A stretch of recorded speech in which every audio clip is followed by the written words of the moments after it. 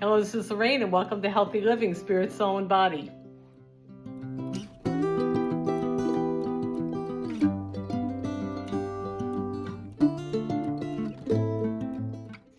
So today I am going to be making a cabbage soup recipe. And last February when I did this, my YouTube channel totally exploded because everybody seems to love cabbage. And there's something about cabbage soup when it gets cold that really satisfies, okay? So now that the weather's getting a little bit chillier, at least it is in New Jersey, I thought it would be a good time to make cabbage soup. So what's a little bit different about this recipe is that it's beef and cabbage soup. So we add ground beef to the soup along with all kinds of other really good ingredients, and I am really excited. One of the combinations that this recipe calls for is Worcestershire sauce and tomato sauce. And there's something about that combination that really adds a great flavor. So I'm just going to go over the ingredients first, and then we'll get started on the recipe.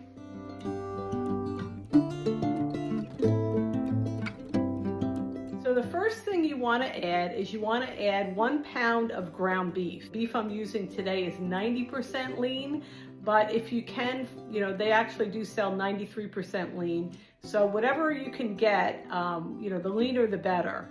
And the beef is going to be good because it's going to add protein to the soup. So not only will it be healthy with the cabbage and all the other ingredients, but it will actually have protein, which will really satisfy. Okay, so here we go. I'm going to talk about the other ingredients. Okay, so other than the ground beef, we have 2 medium-sized carrots, tomato paste, 2 tablespoons of olive oil. We have salt and pepper to taste, paprika, thyme, 1 head of cabbage chopped up, and 2 to 3 cloves of garlic, 1 splash of lime juice at the end. Doesn't that sound interesting, right? 1 yellow onion chopped up finely, some parsley to be added at the end, 32 ounces of beef broth, and Worcestershire sauce and soy sauce together, which should be interesting. Also, 3 8-ounce cans of tomato sauce. So I'm going to get everything together and then I'll show you how it's made. Here we go.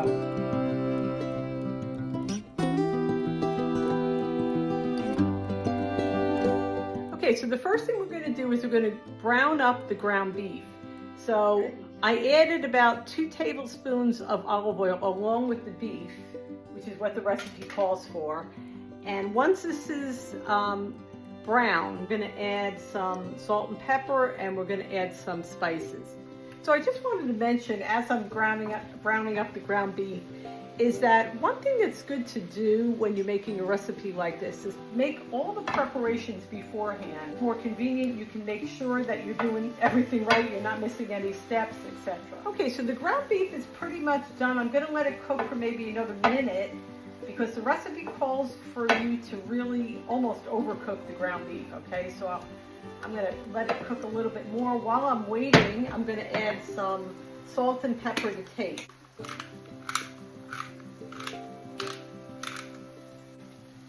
And it's always good to have healthy recipes in your repertoire. I always say that, but it's really true.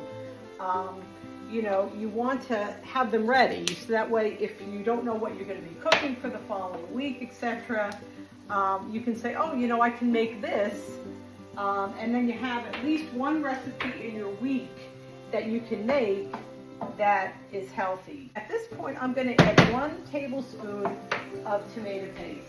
Let's add the tomato paste, 1 heaping tablespoon. And once this is mixed together, I'm going to add the onions and the garlic. And this is going to only fry for about 3 minutes. And then we're going to season it with the paprika and the thyme. 1 teaspoon of paprika and 1 teaspoon of thyme. And there's something I really like about the thyme spice because it just adds such a really distinct flavor.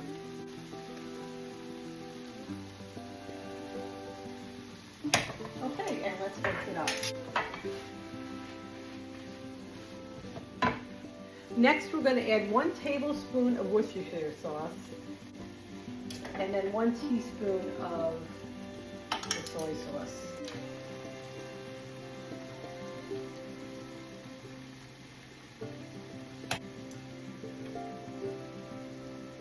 Okay, let's mix it up. Okay, at this time, believe it or not, the recipe calls for brown sugar, which I just don't get. I don't know why people feel like they have to add sugar of any sort to their meals. So I'm going to skip that, and I'm sure it'll still be delicious. If you don't mind using sugar, you can add the brown sugar at this point, and that's 3 level tablespoons. Now, what I'm going to do at this point is I'm going to take this mixture and I'm going to put it in this big saucepan, because when I add the carrots and the broth and everything, it's not going to fit in this pan. So let me do that now. So now that I have everything in this big saucepan, I am going to add the carrots and the cabbage. So here's my 2 medium-sized carrots, all chopped up and ready to go. And I'm going to mix them into the ground beef mixture. And then I'm going to add the cabbage, which is this huge amount chopped up. So let's add that. And then obviously once we mix it up, it's going to reduce in size. So this is another really good combination. Beef broth and tomato sauce is excellent. So I'm going to pour the beef broth, which is 32 ounces. And I use the less sodium. Not that I have an issue with high blood pressure or anything, but it's always good to get used to putting less salt in your diet. And then we're going to add the 3 8-ounce cans of tomato sauce.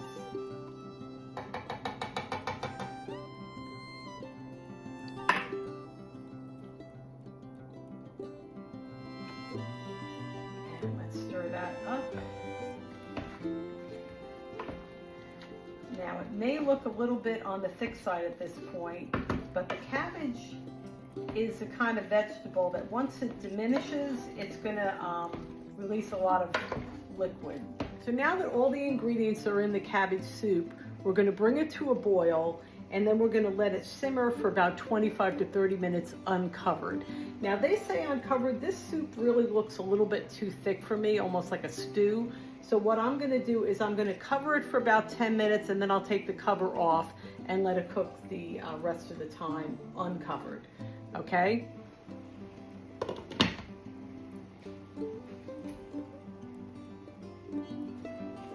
Okay, it has finally been 25 minutes altogether. The soup is simmering. I'm going to turn the heat off, and we're going to give it one last stir. We're going to add a little bit of parsley, and we're going to add, it says, a splash of lime juice. And of course, they want you to add fresh parsley, but yeah, I don't have fresh, so we're just going to. Okay, so let's add the splash of lime juice. All right, so let's stir this up. If you want to add some more carbs to this, you could always get a really nice loaf of bread and, you know, have it on the side with your soup. Okay, so here I am with my cabbage and beef soup with a little bit of Parmesan added, and let's see what it tastes like. In fact, you can really taste the beef flavor quite a bit. I wasn't sure whether you would be able to. And the tomato sauce and everything together really, really tastes good. So I'd like to recommend you to try it and see what you think. Send me a comment after you try it out and let me know. If you liked it, share this recipe. And it's always good, as I always say, to add healthy recipes to your repertoire. At least make one healthy recipe a week. Definitely one healthy recipe a month. That way you start, your favorite foods start to be healthy foods, okay? Because it is possible. Healthy can be delicious. So if you like this video, please give me a big thumbs up and subscribe and like. I know that we're coming up to Thanksgiving. A couple of years ago, I did one about healthy side dishes for Thanksgiving. I may do something like that again, or maybe healthy desserts, low carb desserts for Thanksgiving. Okay, have a wonderful week. Bye-bye now.